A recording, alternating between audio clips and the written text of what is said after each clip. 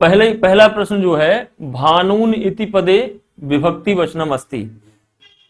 भानून इस पद में विभक्ति और वचन है, तो प्रथमा बहुवचन, द्वितीया एक वचन, द्वितीय बहुवचन, चतुर्थी एक वचन, द्वितीया एक वचन।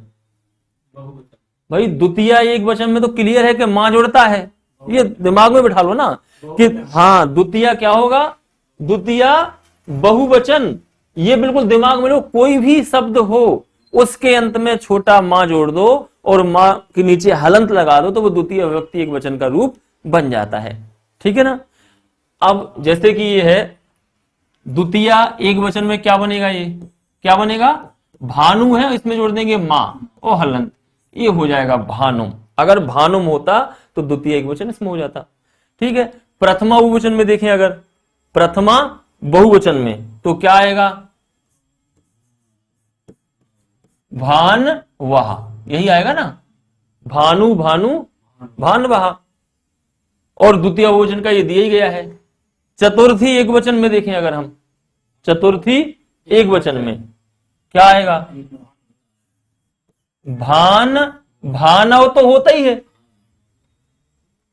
होता है कि नहीं होता है, तो एक ही मात्रा लगाते ना अपन, भानवे। कभी में कवय तो बनता है, उसमें एक ही मात्रा लगाए थे, तो ये जो है हो जाएगा चतुर्थी का। तो इसका सही उत्तर है द्वितीया बहुवचन। ठीक है। अगला प्रश्न है इसमें, तृतीया विभक्ति एक वचनस्य रूपम अस्ति। तृतीय विभक्ति एक वचन का रूप है। ये अपन ने जो ओकारांत नपुंसकलिंग की शब्द रूप देखे उस पर आधारित है। पहला विकल्प जो है वो है मधुना, दूसरा मधुने, मधुना और मधुनी। तृतीय विभक्ति एक वचन। बिल्कुल सोचो आप, बिल्कुल सरल है, बिल्कुल क्या होगा, तृतीय विभक्ति एक वचन। कभी ना, भानु ना, अरे मधुना, ये रखो ना, मधुना बनेगा कि नहीं बनेगा। अब ये मधुने जो आप बोल रहे थे ये कहां बनता है, ये एक ही मात्रा लगती है चतुर्थी एक वचन में, कवये भानवे। थोड़ा ये स्मरण करो इसको, चतुर्थी एक वचन में।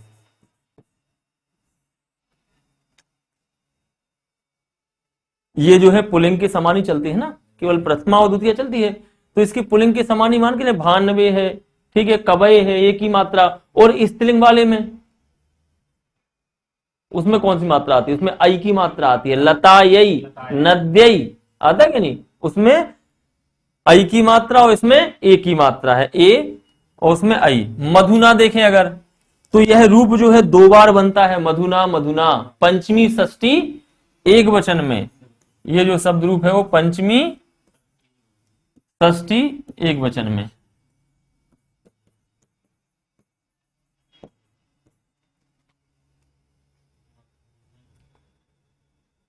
तीसरा प्रश्न है, साधवा इति पदे विभक्ति अस्ति।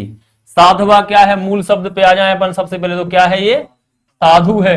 जब तक मूल शब्द का पता नहीं होगा जब तक हम विभक्ति वचन नहीं बता सकते हैं। अब तो साधवा इति पदे विभक्ति अस्ति, साधवा पद में कौन सी विभक्ति कौन सी है, प्रथमा है, तृतीया है, चतुर्थी है, पंचमी है, कौन सी है साधवा,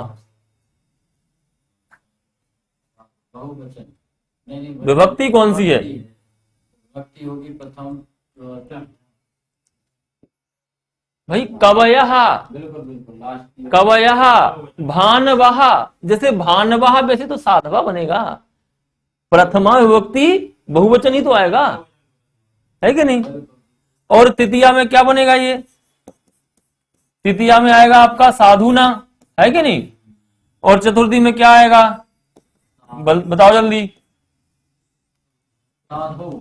क्या आएगा, साधवे आएगा कि नहीं आएगा, भानु का भानवे, तो साधवे। भाई ये तो सा है तो हम लेंगे चलेंगे, भा थोड़ी जोड़ देंगे, सा है इसमें, उसमें भा था आगे, है कि नहीं। पंचमी में क्या बनेगा, भानु, इसमें क्या होगा, साधो साधो, पंचमी और षष्ठी में, है कि नहीं। उसमें ना था तो भानु भानु धा है तो ओ जुड़ रहा है ना, विसर्ग आ रहा है। ये तृतीया जो है चौथा प्रश्न देखें इसमें, तो वो है वधवई। क्या है? वधवई। इति पदे विभक्ति वचनम अस्ति। वधवई में प्रथमा एक वचन, द्वितीय द्विवचन, तृतीया एक वचन, चतुर्थी एक वचन। वधवई ये आपका कहा उकारांत का है, तो इसकी तुलना करो आप नदी के समान। ठीक है ना? क्या आएगा इसमें? चतुर्थी एक वचन। जैसे नदी में क्या होता है? नद्यई, ई का या ऐ की मात्रा। ठीक है ना? और यहां वधु में क्या हुआ है? मूल शब्द क्या है? ये वधु है, तो ऊ का क्या है? वाह हो गया है।